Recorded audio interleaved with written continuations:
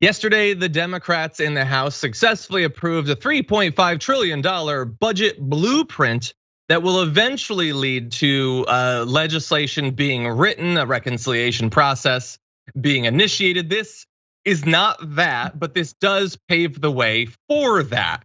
Now, this could have fallen apart because the House has been divided. You have, all the Democrats, and then you have a whole bunch of progressives, and then you have the even more conservative Democrats who are threatening to destroy the entire process. But thankfully that didn't happen. Passage came only after leaders stamped out a revolt among conservative-leaning Democrats who withheld their votes until they extracted a promise to vote on the infrastructure bill by September 27th. That, what they're talking about there, is not the reconciliation bill, that's the bipartisan bill. So that will be voted on in about 1 month, give or take a couple of days. The breakthrough came after a pressure campaign mounted by the White House, outside progressive groups, and Speaker Nancy Pelosi. That is a weird alliance, but they made it work. Who haggled and cajoled her way to unanimous Democratic support for a measure that had been stalled mere hours before. The vote was 220 to 212 on party lines to approve the budget plan and allow future votes on both the infrastructure bill and a voting rights measure that the House passed soon afterward.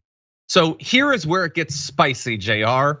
What does it mean that this happened? What does it mean that they secured a vote on the infrastructure bill by September 27th? Well, it turns out what it means really seems to depend on who you ask, because Representative Josh Gottheimer of New Jersey and 8 other, the New York Times says moderates, but you know what I think about that, who had conditioned their votes for the budget on a deadline for action on infrastructure, boasted that their group had succeeded in making sure that the bipartisan bill would, quote, receive standalone consideration, fully delinked and on its own merits. All that means is we want to destroy the reconciliation package, but we can't do that if they're linked. So please delink them so that we can have everything we want and destroy everything that you want. And he says, huzzah, we made it happen.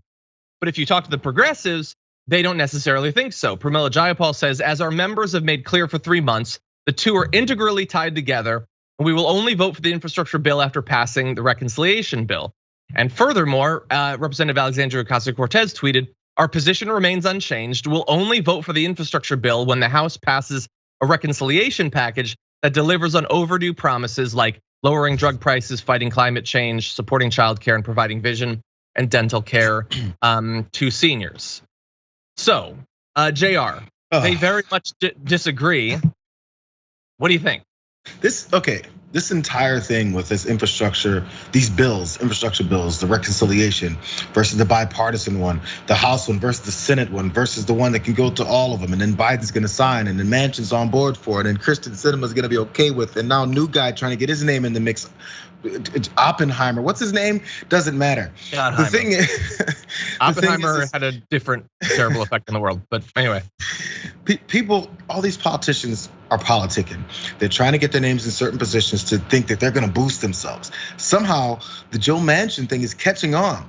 The Joe Manchin approach is catching on. So I'm not saying that they weren't on this before. They're perfectly fine, moderate, conservative Democrats from before. Problem is they somehow think that now I can voice this higher and start pushing back on some opposition. Hey, maybe it'll work for me too, because maybe I can make a name for myself. It's turned all this into the same argument every week that we have about this, just with different players in a different situation and closer to it than further from it. Everybody's playing the game. But we are closer to it. Like this is another hurdle. This had to happen. You're not satisfied? I'm just, the thing is every time it's brought up, it's a different player, different position, but the same thing happening. Oh, we're gonna hold this up because we don't think that it's supposed to go right that way. Oh yeah, but we're not gonna hold up because we want to make sure we have this voted on first. And then after they actually didn't get anything done, this is why I know this is what it is. After not getting it done, they're saying victory. You didn't do anything, bro. You didn't do anything. All you did was say you're. Or did they? Or did they get everything they wanted? Have we totally been screwed? Is the knife in our back, but we don't even know it? That's what they say. Yeah. And a lot of it seems to come down to the definition of the word is. I'm kidding, that's a 90s thing. The definition of the word consideration. So what does it mean that the bipartisan bill will receive consideration? Does that mean that it will be voted on? If you ask Josh Gottheimer, yes. Okay, That's not literally what it means. It could mean that the process begins by the 27th. The consideration could be discussion in the caucus. It could be discussion live on the floor. It doesn't necessarily mean that it will be voted on. Now, I say all of this because I like that at least it feels like right now those conservative Dems are being screwed over, and that's good. I like that. I enjoy that. I draw strength from that. But that does not mean that we will not be totally screwed over. And this is just one of the ways we could be screwed over. Again, that $3.5 trillion bill could end up being something much smaller. I don't know. But as of right now, I'm not too worried by what I'm seeing. So just let me walk you through a couple more little steps, a couple more reactions to this. AOC was reported to say that dozens and dozens and dozens of GOP votes will be needed to offset lost progressive support for infrastructure if it's voted on before reconciliation. She doubts that that'll happen, saying they can't even get a critical mass of people to say the election was legitimate, which is a good point. So in response to the news that the vote was on party lines, that all of those conservative Democrats voted for it, Ilhan Omar just responded with this classic Oprah gif, which I very much enjoyed, where she's like, yeah, no, they all voted for it, which is good.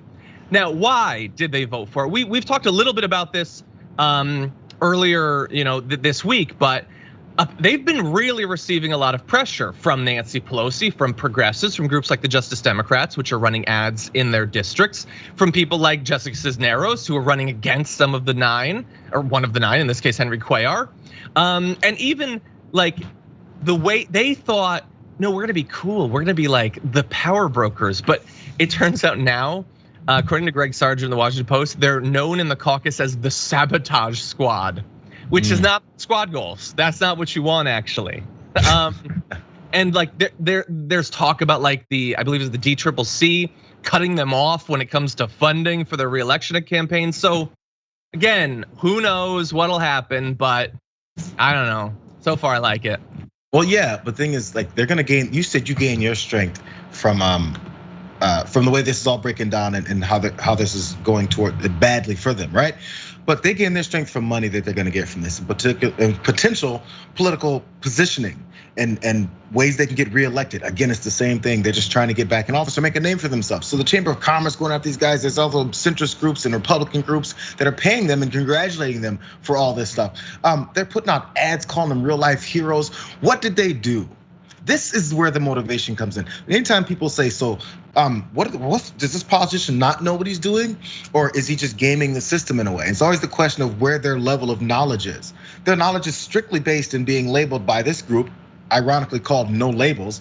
They have a whole ad out, the 6-figure campaign ad out, talking about all these guys and how they're real life heroes. For doing what? For doing what? For not sabotaging literally everything the Democrats want to accomplish, I guess. I guess you're a hero. You're basically Iron Man. But anyway, yeah, look, we're gonna keep watching it. We don't really know. It's still the Democrats, it's still America, it's still 2021. That's 3 good reasons to believe nothing good will ever happen. But so far. Well, the third leg of it also is you got, again, Joe Manchin, leader of this type of a Democrat, is congratulating them on this. Again, he's like, it's a terrible message that they're sending by trying to hold this bipartisan bill hostage. So they're gaining, again, third time, they're gaining their strength also from this guy. They're like, oh, he's gonna endorse and make sure they know, hey, you're on the right track, fellas. This is working out for me, do it the same way. I'm never confident is this gonna be shake out in a good way. I'm never confident in that, because as this keeps building and now they have this small coalition of even though they're being labeled the sabotage squad, they don't care. And eventually the real people who are trying to help out Americans always are the ones who fold. I'm completely worried about that part happening. Look, the only thing you have backing up your argument is every experience we've ever had in our lives. That's it. You take that away and you are on shaky ground, sir. Anyway, I like your optimism. I enjoy your optimism. I hope I'm wrong. I'm just responding to the past. I'm looking back. I mean, the fact that you said Joe Manchin's gonna vote suddenly for the reconciliation bill, it doesn't mean that. Wait, what? No, don't clip that out. Bart, take your finger off the trigger.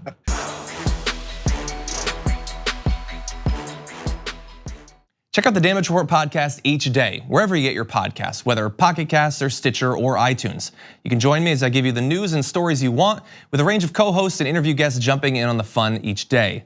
Again, that's the Damage Report, wherever you get your podcasts. And if you get them at iTunes, don't forget to rate and review. Sometimes I'll read them live on the show.